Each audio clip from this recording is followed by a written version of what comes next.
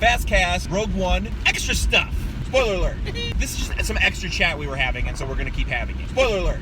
So Jim says to me, that's Jim, I really think episode 1 should have been episode 1 and 2, and it should have started that way, and I concur. When Rogue One opened, spoiler alert, you see Jyn as a little girl, and then you see how her dad disappears and all this other kind of stuff, and then it's like, boom, title card, 10, 15, whatever years later. Part of what I was saying was about how this one was not beholden to anything else, like, for instance, story structure. Story structure before was like, this is an episode, which has to happen within a couple days to a couple of weeks. Can't ever put up a big title card that says, time passes, and like 3 years go by.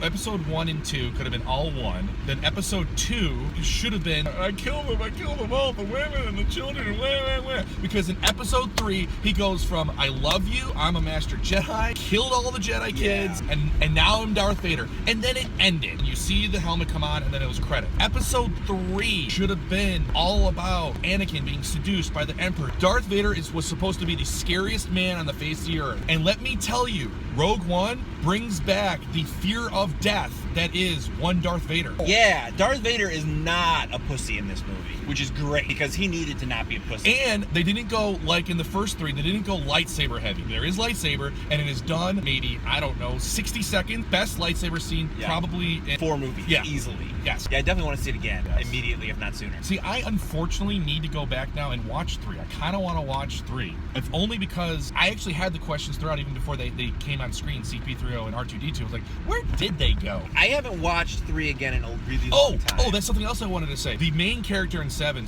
was the Millennium Falcon. There was no Millennium Falcon in this one, and I think they did the right choice. That's kind of why I was like, I don't really need to see R2 and 3PO. There were already enough nods in this movie. They were nods to the universe. They weren't nods to the mainline story. And I think that having those two in there was like, no, look, it really is Star Wars, we swear. The 2 guys from the bar on whatever. The cantina.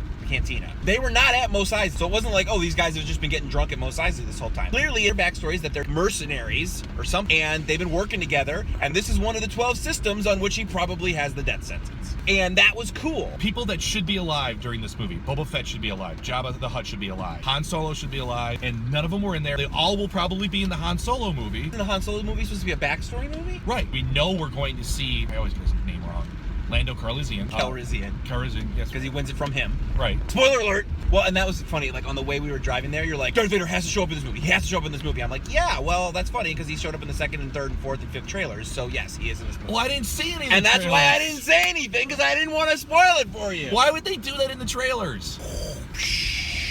Are we done with this one? Yeah. All right. FastCast After Dark. Hey, thanks for watching the FastCast. If you like what I do here, don't forget to like, share, and subscribe. You can also follow me on Twitter at Mr. J Handle. And remember to check back, because I do this a couple times a week. Thanks a lot, everybody. FastCast.